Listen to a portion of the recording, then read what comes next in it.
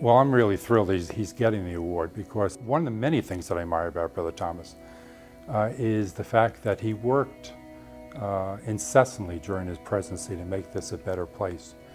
And then when his presidency finished, he was very confident in the next administration to carry it forward. When you follow somebody in a job, you learn a lot about them. And through the past 6 years, I've come to a real appreciation of what I would call Brother Thomas's visionary side. And that vision was essentially to extend the delivery of Lasallian Catholic education and its value to students in the decades ahead. Being a Catholic college or university president is one of the most complex and challenging roles there is.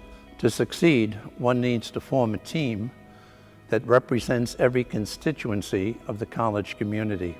Brother Scanlan had an element of style that is perhaps counterintuitive, and I'll call it a type of humility. The humility to understand that one person can't do it alone.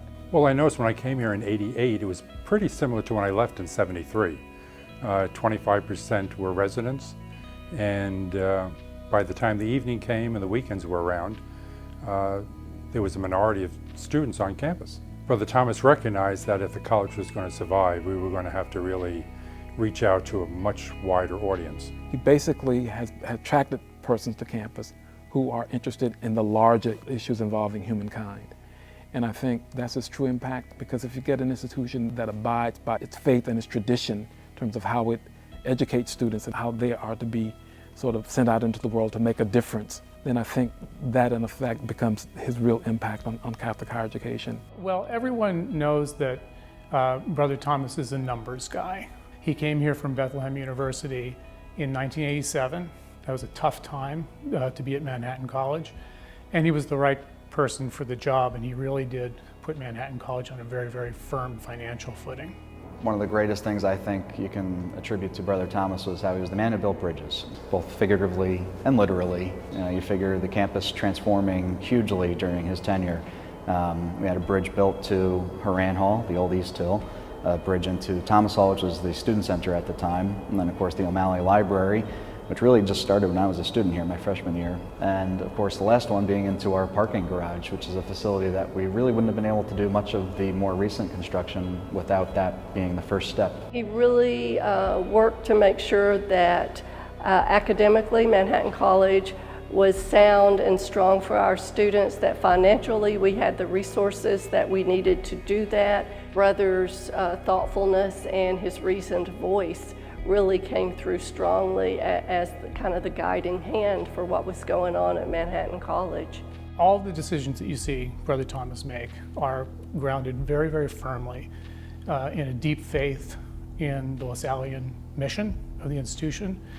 And he makes bold and courageous decisions based on that firm faith. I think the way Brother Thomas has made and continues to make an impact is largely through his development of Manhattan College.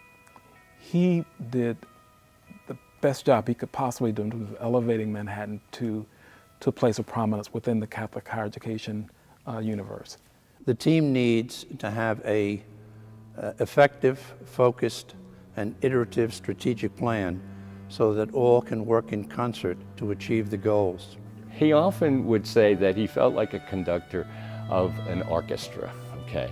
And he would point to the violins and the brass and the other elements of the orchestra to illustrate, okay, as to how he was bringing all things together. And I would say that's very valid. He was indeed a conductor of all of those different elements in the ideology, but he also wrote the music. He wrote the music, and the music turned out to be a symphony. And the symphony is still playing. I am truly honored and humbled that the ACCU has chosen me for the 2016 Father Theodore Hesburgh Award. To have my name associated with his and the other distinguished recipients of this award is truly overwhelming and something I will treasure forever.